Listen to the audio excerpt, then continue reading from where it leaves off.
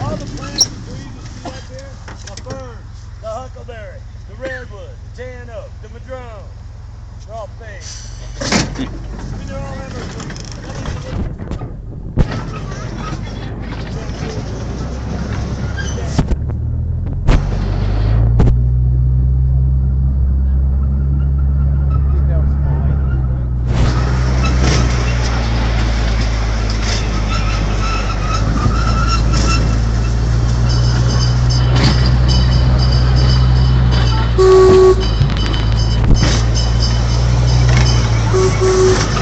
Yeah, baby.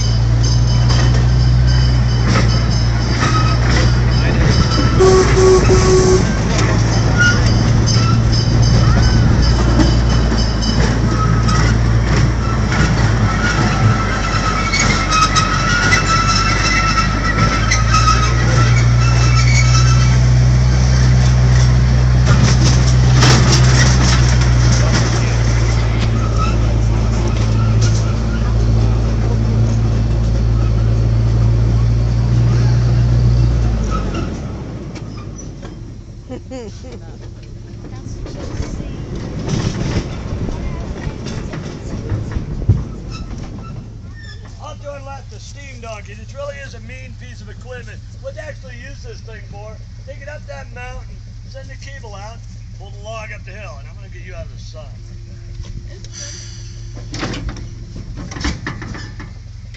All right, that's close. Let's actually use this thing for. Take it up the mountain, send the cable out, pull the logs up the hill. Big question is, how do you get this piece of equipment up that mountain in the late 1800s? They weighed nearly 30 tons. The way they did it, put 12 to 14 pair of oxen, they're like giant cows in the front. Stuck logs on it, and took the logs on the back, moved to the front, called Caterpillar, right? All the way up that mountain. Take 3 to 5 days to get up that little tiny hill. Steam power, wood fuel, 30 tons. Bloody nightmare. Then they came up with a gas power model. Gas in the forest, not a good idea. Gas explodes, right? Finally came up with Buddha back there. Buddha's one of the first diesel power yarders. Weighs less than 20 tons and works circles around this one all day long. Now all yarders are really the same, right? The way they work anyway. You got a cable, big, long, heavy cable, nearly a quarter-mile long. Grab the cable. Not an easy job because it's heavy, hot, and a quarter-mile long. Grab the cable, put it through one of these pulleys, also known as a block. Take the block up a tree, then send the cable down the mountain. The reason why you need the block up the tree, you got to get the butt end of the log off the ground, right? Otherwise it'll drag all the way up the mountain. The bet. Well, the second best question I ever got on this train, how'd they know when to pull up the log back in the old days? They didn't have two-way radios back then. Pull it up the wrong time, people die. It's the way they did it. They had a guy called the whistle pump. His whole job, grab a 12-pack of Pepsi and a whistle, climb to the top of the tree. He'd be the eyes, right? He'd look over the valley below for the choker setter. Again, this is a choker, right? The choker setter gets the logs all set up. He'd give a signal, something like that, right? Then they pull up the log. That guy wasn't too inebriated. He'd see it. He'd blow his whistle. This guy to hear it. Up came the log. Of course, nowadays, we don't pay some guy to get sauced up in a tree, right? Now, we have a whistle. You guys ready? Here we go. One blow means pull up the log. Two blow means it's got to go potty. Three blows means it didn't make it. Been there, done that. I'll be going there tonight. The whole point I'm trying to get at, everything changes, right? From steam to gas to diesel to helicopters. That's what they use today, right? Or helicopters. That's big change, right? How about this? How about from an axe to a chainsaw in 50 years? That's a lot of change, right? Everything changes all the time. Not always for the better, though. You ever notice? Not all change is good. Keep that in mind. I've been driving this train for 20 years. We've had a lot of change up here in 20 years. Ain't much of it been good. And ain't none of it been my fault, okay? We're going to get into it real soon. Lots of change. Don't kill the messenger, okay? Just drive the stupid train.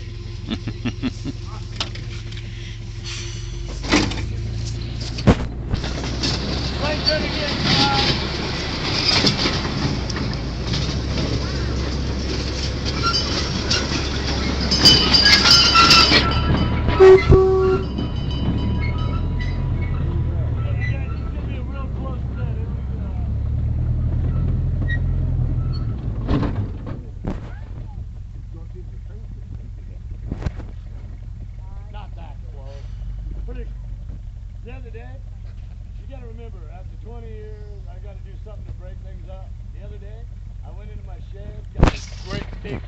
spider from Halloween.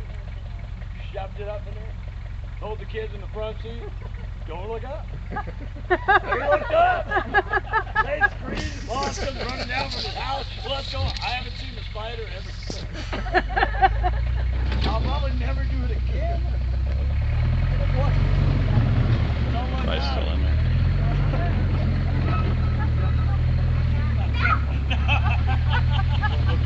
Stop it! Oh, I'm sorry. Stop it. Just as you go under.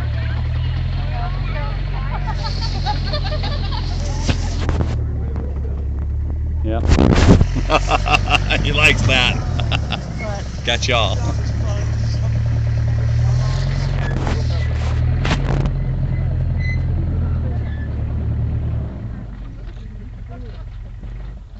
How do I write the family group? It's one of the unique characteristics of the redwood. Now you guys know how big the redwood tree is? The redwood seed is like, kind of, more like, it's like, what here? That is a redwood cone, right? There's 10, 20, maybe 30, 40, maybe 50 seeds in a redwood cone. Yada yada, a redwood cone, one of those. Falling from a redwood tree, one of those. Landing on the ground, growing another tree. You'd have better luck getting struck by lightning. Twice. On the same day. On a sunny and leafy on the 4th of July, while holding an orange in one hand and a pomegranate in the other. While wearing a pink toupee, green hat, sucking on a yellow lifesaver that's on the ground, broken in 27 pieces. Happens all the time. They don't grow from the seed, right? Normally. They grow from their root system like this, or if you cut them down, they'll grow a new one right atop their old stump. The only time redwood trees grow from the seed in nature, anybody know? On you guys. After a forest fire, it's the heat. It pops up in the shell, then it's fertile. Redwood's a strange tree. This was a huge tree. She died in a fire about 100 years ago.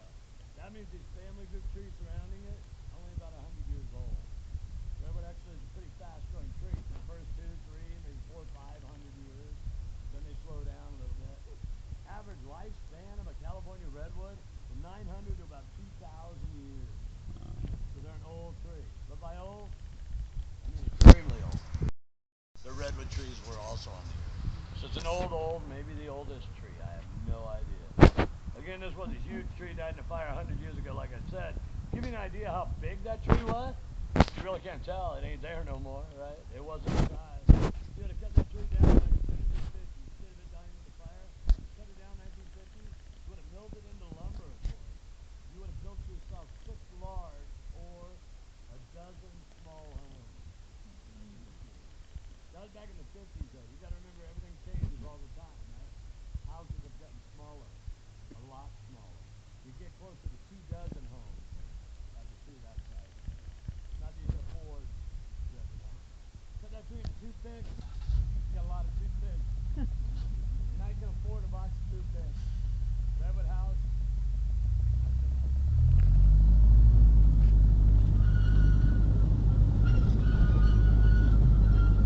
Again, what I'm really trying to get to there, this was just one giant tree inside, okay? You can still see the shell of it inside. That was a giant tree. Back years ago, when I first started driving the stupid train, I used to know the total mass, the circumference. Wow. I don't even know what that means anymore. But I do know how tall it was, because that's all that ever matters, right? Size, just a hair under 300 foot. That's a giant tree. Not the tallest. California redwood is the tallest living thing on the planet. Tallest one known, 379.4 foot tall. It's owned by Oric. You can't go there, it's on private land. But if you want to see it, it's in the National Geographic. You can look it up. That pretty yellow magazine. I haven't read that magazine since I was 9, 11. Stopped when I was 15. Great magazine.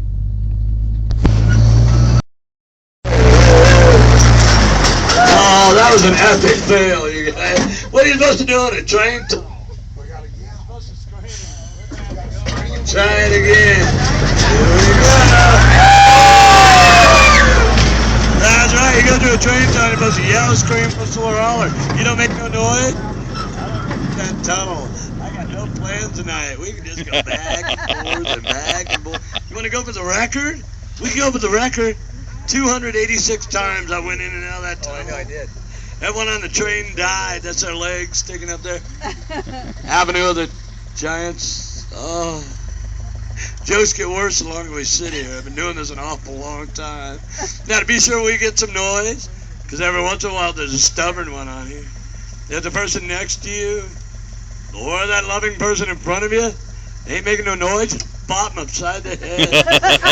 Lovingly, the boss said. I'm thinking about you. Lovingly. Okay, here we go, you guys. Come on. Here we go. 1, 4, 5.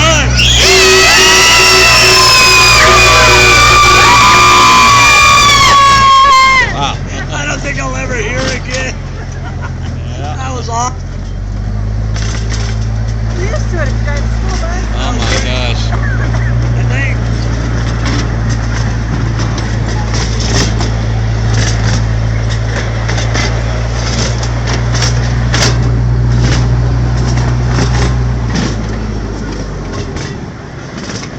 Off to our left at the 1927 Buick LaFrame fire truck. You may wonder why we have all those cartoon characters painted on that fire engine. It's actually a trippy story. I bought that from an old hippie commune.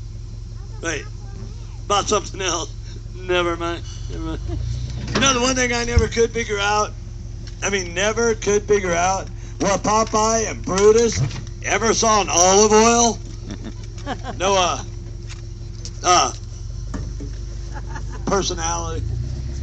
Get Popeye and National Geographic.